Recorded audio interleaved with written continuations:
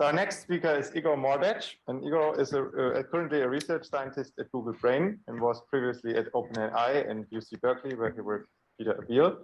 He earned his PhD from the University of Washington under supervision of Emanuel Todorov, and I think everyone should know Igor's work, especially already, I think, 10 years ago, with context invariant optimization, generating very interesting and complex behavior. But Igor since then has also worked on reinforcement learning and especially energy, the title already says it, energy-based models. And therefore we think he's the perfect speaker for this workshop. So please join me in welcoming Igor Mordatch. Wonderful. Well, thank you so much for the words and the invitation to speak. And yes, today I will, as was mentioned, I was recently been doing quite a bit of work in energy-based models, and I'd like to share with you some of what I think are some of the unique advantages that this class of implicit models has. So first, just to make sure we're on the same page, I'd like to give a little bit of a discussion of these models before talking about the advantages. So this class of models actually has a pretty rich history going back to, say, statistical physics, to neuroscience, and connects to other fields as well. Recently, there has also been work quite deeply trying to connect it to self-attention models and transformer models that recently have been very popular. And there have also been, I'm not mentioning it on the slide, but a connection to the recently very effective diffusion models as well. So I think it's just a kind of like a class of models that seems to be connected to everything, which feels very, very intriguing, just purely from intellectual curiosity perspective. So what the energy-based model is really, let's see if it's possible to do the laser pointer. I don't know if you can, yeah, okay, great, you can see it. It really is, it models probability distributions that are defined by this energy function, by parameterized energy function.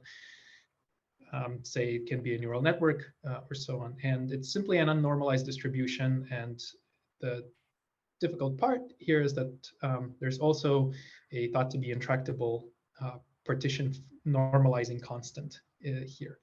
So basically what it says is that if the energy is low, that means X, your data is likely. If the energy is high, it means your data is unlikely. And Jan LeCun and others had a really great tutorial and introduction to these models back in 2006. So the way that these models are then trained is simply to maximize likelihood of your data, or alternatively minimize negative likelihood of the data. The interpretation is wherever you have some data point, X plus, you just want to lower the energy at that data point. And you can it can be derived, like unpacking this likelihood term a little bit more. You can see that turns out one way that you can train these models, and they have the gradient of basically you're pushing down the energy of points in your data and pushing up the energy of everything else. And everything else here is defined as hallucinations that your models generate. So basically whatever your model is generating, it's seen as kind of like as dreams, which you want to push the energy up, but minimize energy of reality. And these hallucinations are then generated implicitly via stochastic optimization. So have some known results that Langevin dynamics end up generating samples via what is essentially noisy gradient descent on your energy function. So I think this is a very appealing idea because it allows us to bring to bear all of these tools of stochastic optimization, optimal control, others that we have been potentially developing as roboticists or people in or people in optimal control, and allowing us to use it for more general generative modeling purposes. So I hope that was just a brief recap of the most important points about them. And now I'll discuss some of the, I'd say, unique and intriguing advantages of these models. And again, the first one I've already just alluded to is generation, advantages of generation via optimization. And again, kind of like this is one picture of this Langevin dynamics. And I think the flexibility of this approach is that really has been, we've been trying it for many different domains, and it seems to be actually like a very nice way over to generate a lot of data. So we've been using it for generation of images. This was work in collaboration with Yunzhu and others at MIT, where you're basically running this noisy gradient descent directly in the space of pixels. And if you have an good energy function that represents what are plausible images, you can end up generating these very realistic faces that, again, also and are also like bifurcate to different solutions. So it's quite a diverse set that you're generating. And I'd say the results have been, whenever we were publishing this paper, kind of like on par with a lot of the models in this space. So I would say it's a competitive method of image generation, where we've also been using it, and I will go into this a little bit more later, is in generating actions for our robots. So via this minimization on the energy function, we can optimize for the actions and actually get a lot of robustness benefits, which I will discuss very, very soon. It also allows us to use potentially more powerful optimization methods, not just Langevin dynamics, but we could potentially use more global trajectory optimization methods such as collocation, and kind of like do a lot of this planning that really comes out of learned energy functions. So. And again, this was actually like just came up in the earlier discussion just now of spending compute at inference time, and this is, I think, something that is worth exploring, because you are spending more compute at inference time with these models, and intuitively speaking, it should be getting you something. And so I think it's worth exploring a bit further, like what is it that it is getting you? What advantages is it bringing? Now, the next topic that I wanted to discuss is robustness. So even in just very simple one-dimensional energy-based models, there is a set of pretty various variety of appealing properties that they have over explicit models. So one is that they seem to be really good at modeling discontinuities. So even though the function E, even though the energy function is modeled by a neural network, the output can actually have very sharp discontinuities even in one-dimensional cases, whereas the explicit models have these cannot quite capture them and still have something that is in between.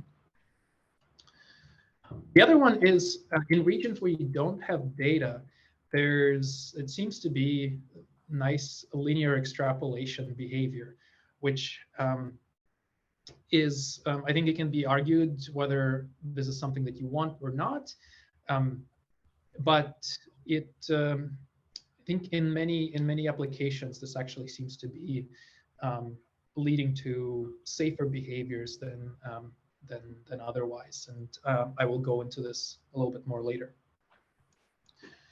The last interesting property is that when the data just is very sparse and like more has of this island structure, the models have almost a nearest neighbor-like behavior where they just go to the island where there's to the closest island where there is data. And again, this might not be a behavior that you sometimes want, but it is I think favorable in a lot of cases. And I'd say the appealing thing is these models seem to be exhibiting all of these say like really favorable behaviors without explicitly being trained for it. So here's maybe one example of discontinuities where that is helpful. If you have just a discontinuous two-step policy where a particle needs to go to one place, one location, then to another, we are having trouble fitting it with explicit models, just because it's generally there, but it cannot quite capture these regimes, whereas implicit models just get this type of task perfectly. Another reason for robustness is, again, like goes back to this contrastive objective of minimizing energy of the data, maximizing energy of everything else, or maximizing energy of your samples.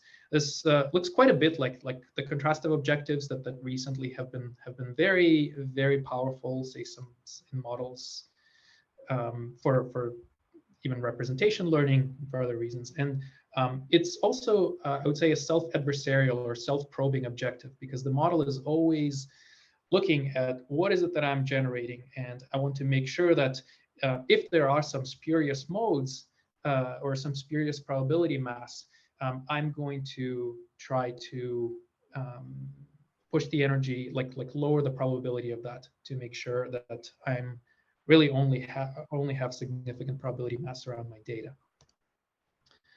And so some intuitive examples we've been looking for this is things like visual generalization tasks of combining these models with convolutional networks seem to be very good at predicting, say, pixel locations from images, and we suspect it is because of those favorable extrapolation properties and this type of self-probing behavior.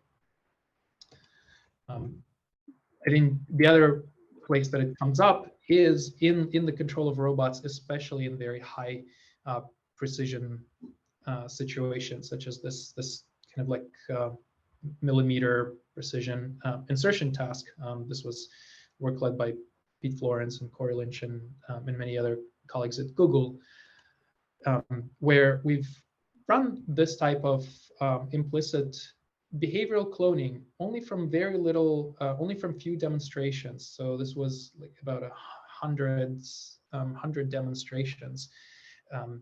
It was we were able to train a policy that is quite robust and much more robust than explicit feed-forward policies. And this was something that we've looked at on a variety of domains, and keep finding that these types of implicit action generating policies seem to be quite a bit better, again, from very few demonstrations as low as like tens of demonstrations with high dimensional observations, such as images, or in high dimensional action situations. Some of these results include things like planar sweeping, or even bimanual sweeping, or again, these real robots trained on 200 demos, kind of being and generalizing to all sorts of starting conditions, and potentially even generalizing to other to disturbances. So in this case, the task is again, from demonstrations, a sorting task, but the human is perturbing all of these blocks. The other area where we are seeing this type of robustness is going back to the space of images, is out of being able to predict or being able to have out of distribution detection. So something that when we were doing this study back in 2019, we were noticing that like really a lot of generative models at the time, or image models, were actually assigning, like when they were trained on one data set, they were assigning higher likelihoods to a data set that it's never been trained on. So if you were trained on, say, CFAR 10, and then you're suddenly showing it street view images, it ends up assigning higher likelihood to street view images than it does to the original data set that it was trained on. So this was somewhat suspicious behavior, and we're also finding that, well, with energy-based models out of the box without doing anything, it was actually assigning lower probability to these.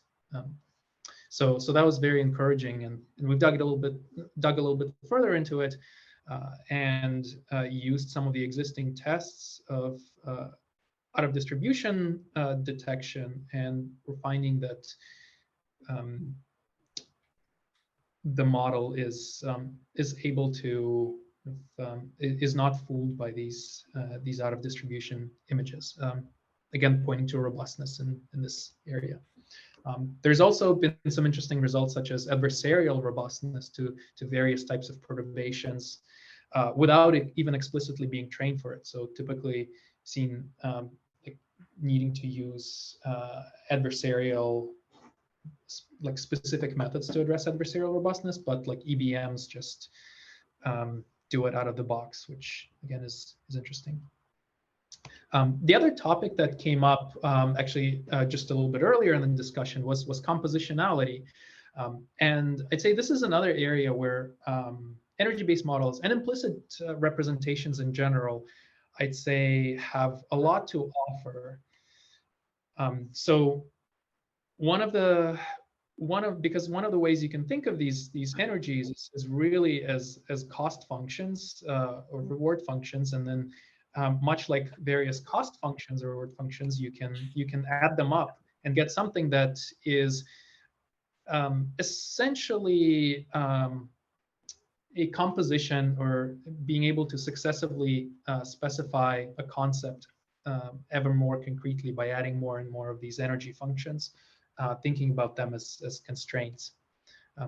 And in image space, this also, as we're finding, makes sense, where you can generate, you might have some independently trained models for faces of a particular predefined attribute type.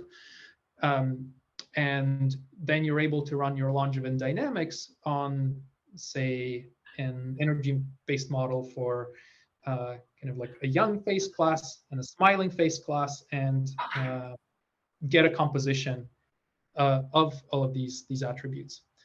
Or being able to also generate images of scenes, such as specifying objects at a particular position, or having an energy function for objects at a particular position and rotation, or class type, and being able to generate scene images with all of these simultaneously. And this kind of like to going back to what Animesh was pointing out, is doesn't actually require any special architecture. So it doesn't require things like slot attention that were brought up. This is just a typical standard image architecture, and this type of like breaking up of a scene into objects is happening at the level of summing up energy functions rather than inside the network architecture. And you can do many more things. You can do like add, subtract these. And as was brought up like one question earlier, it also being able to generate from a sum of energy functions also allows you to infer, well, what are the individual energy functions that led to the image that I've seen? And so we've been experimenting a little bit with inferring, say, energies for individual objects from input images that are composed scenes. I'd say the other area, this is deviating a little bit from implicit models, but just wanted to say for compositionality in robotics, I'd say we can also get a lot from looking at benchmarks that stress these kind of like these questions of compositionality or even objectness. So something that we've recently also been working on towards this was introducing more assembly tasks into, so not just manipulate, not just say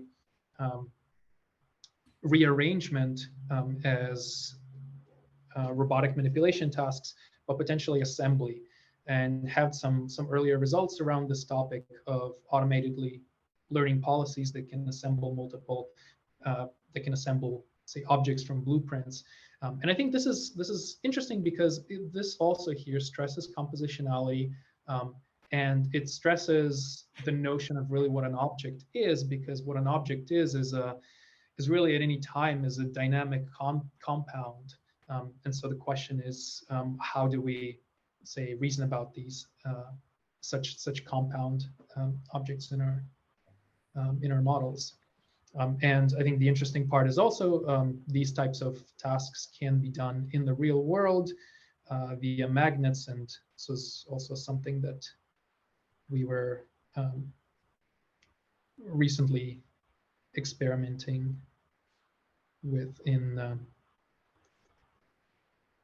real robots as well, doing this type of assembly. So I think this brings me to the end of the topics that I wanted to talk about. But again, I think there's a lot of really interesting opportunities with implicit models, and in general with energy-based models, specifically around optimization, robustness, and compositionality. And potentially we're already seeing some of these results around also composing maybe an entire foundation models.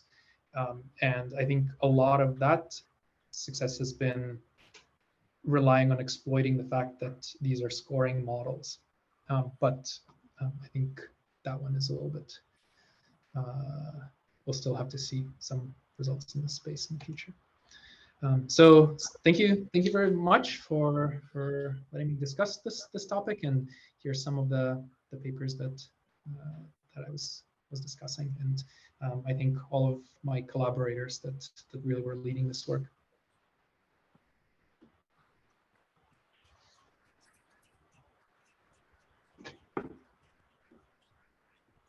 Thank you so much. Thank you for introducing us to implicit representations that not directly are connected to geometry, but also highly relevant for robotics.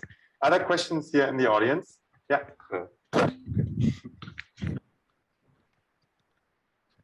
Have these implicit generation methods been used on 3D situations like NERF instead of just 2D images?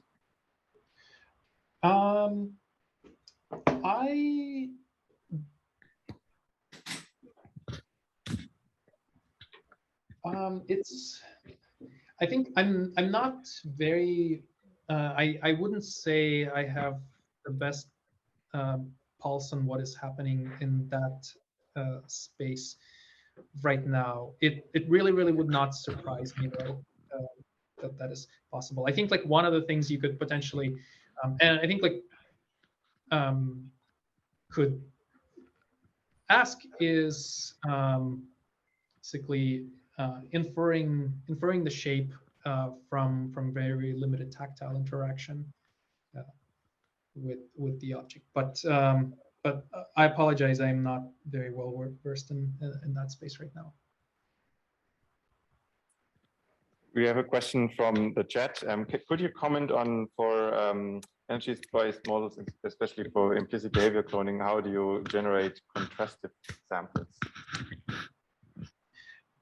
Yeah, so the samples in our case were generated. There are several in this particular work. We're using several means of doing them. We experimented with them. I would say Longevin dynamics has been something that we were using, and that's been, like, I would say, a reasonable, like pretty stable and standard method of doing this. So it is guaranteed to actually be sampling from the probability distribution, at least if you run it for infinitely long. Some of the other, but even when you truncate it, this k, if you don't run the chain to infinity, it's still generating you very, very reasonable samples. We have been having some additional kind of like experimenting with some ideas for, say, doing these data augmentation jumps as a way to diversify the set of generations. But it's not something that we've had to use with this with these robotics environments. The other method is we could use derivative-free optimization, such as cross-entropy method here instead of gradient, instead of first-order Longevin dynamics. We could also use Riemannian Longevin dynamics, which is a second-order analog that actually takes the Hessian of the energy into account. That is also valid, and in some cases could be advantageous. But for these robots, it's either derivative-free or this noisy gradient descent.